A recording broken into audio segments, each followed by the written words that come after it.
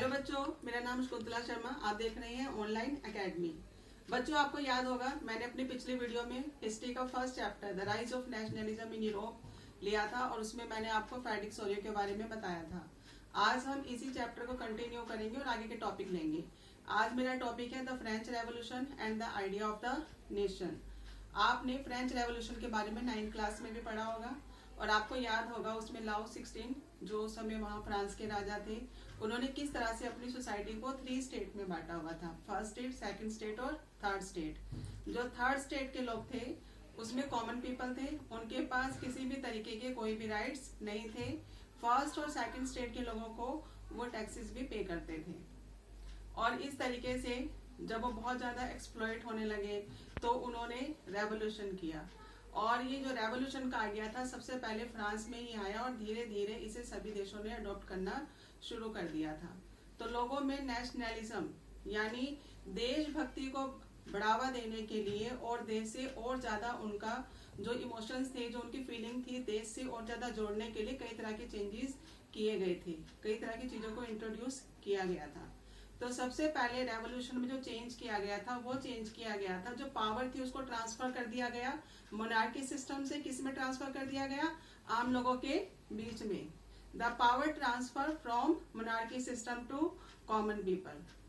और उसके बाद लोगों में नेशनलिज्म की फीलिंग को और ज्यादा बढ़ाने के लिए, देश के साथ उनकी अटैचमेंट को बढ़ाने के लिए एक नई फ्लैग को इंट्रोड्यूस किया गया जो कि 3 कलर का था और साथ ही साथ नेशनल एंथम को इंट्रोड्यूस किया गया जिसमें उन्होंने ओथ वगैरह लिए। स्टेट जनरल बनाया गया और इसको इलेक्टेड किसने किया था? आम लोगों ने, जिसे बाद में इसे नाम दिया गया नेशनल असेंबली।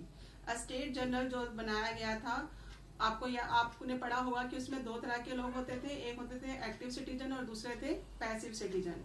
एक्टिव सिटीजन वो होते थे जिनके पास अपनी प्रॉपर्टी होती थी और जो पैसिव सिटीजन थे वो थे जिनके पास उनकी कोई भी प्रॉपर्टी नहीं थी और जो वुमेन थी उनको भी पैसिव सिटीजन में रखा गया था। लेकिन जो राइट टू वोट दिया गया था वो केवल एक्टिव सिटीजन को दिया गया था। और क्या चेंजेस किए गए थे? जो इंटरनल कस्टम ड्यूटीज थी उसे हटा दिया गया। तो इस तरह से 1789 में फ्रेंच रेवोल्यूशन हुआ। लेकिन जल्दी ही फिर क्या हो गया? 1799 में नेपोलियन ने फ्रांस के ऊपर क्या कर लिया? कब्जा कर लिया और उसने आते ही सबसे पहले डेमोक्रेसी को क्या कर दिया?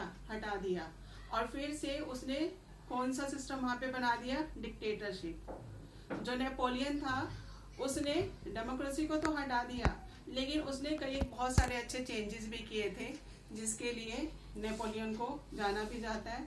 उसने एक कोड बनाया जिसे नाम दिया गया सिविल कोड और जिसको हम क्या कहते हैं? नेपोलियन कोड भी कहते हैं। और ये कोड उसने बनाया था 1804 में।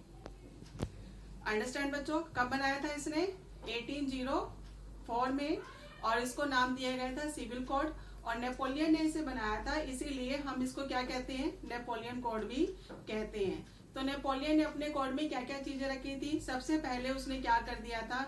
इक्वालिटी बिफोर लॉ, यानी जो लॉ है उसके आगे सभी लोग बराबर हैं। फिर चाहे वो कोई भी हो, कोई किसी भी तरीके का क्राइम कर रहा है तो उसे सजा मिलेगी।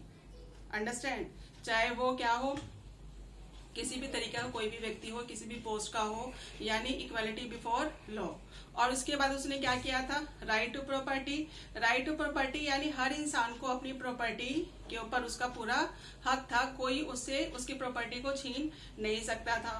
कोई भी व्यक्ति हो, किसी भी पोस्ट का हो, यानी सभी के पास क्या था? प्रॉपर्टी का राइट था। और इसके साथ ही उसने फेडरल सिस्टम को अबॉलिश कर दिया। फेडरल सिस्टम वो था कि जो बड़े बड़े जागीरदार, जो अमीर लोग थे, उनके पास काफी जमीनें होती थी और वो स्लेव यानी जो आम लोग होते थे, जो गरीब किसान होते थे, उनसे उनमें खेती करवाते थे। तो उनको भी उस चीज से नेपोलियन ने क्या कर दिया? फ्रीडम दे दी, आजादी दे दी और उसने गिल्ड रेस्ट्रिक्शन हटा दिए, ट्रांसपोर्ट और कम्युनिकेशन को और ज्यादा बेटर बना दिया। उस समय जो मेजरिंग सिस्टम था जिससे व्यापार करने में काफी लोगों को परेशानी आती थी, बिजनेसमैन को काफी परेशानी आती थी, इसे भी नेपोलियन ने क्या किया? रिमूव कर दिया और इसमें काफी उसने इम्प्रूवमेंट किए। तो इस तरीके से उसने एक सिविल कोड बनाया जिसे नाम दिया गया नेपोलियन कोड भी नाम दिया गया। लेकिन नेपोलियन के कुछ ड्रॉबैक भी थे। उसने क्या किया, उसने एक तो टैक्सेस लगा दिए और ऊपर से उसने क्या लगा दिया, सेंसरशिप लगा दिया। यानी कोई भी अगर उसके खिलाफ कोई भी आवाज उठाता या कोई भी बोलता तो उसे बोलने की बिल्कुल भी आज़ादी नहीं थी। इसके लिए उसे क्या दी जाती थी, सजा दी जाती थी। तो इस तरीके से 1799 से लेकर 1815 तक नेपोलियन ने क्या किया, राज किया। तो आज मैं अपने टॉपिक यहीं पे खत्म करती हूँ। अगर आपको कोई डाउट्स हो तो आप कमेंट बॉक्स में डाल दें और मेरे चैनल को लाइक एंड सब्सक्राइब करें।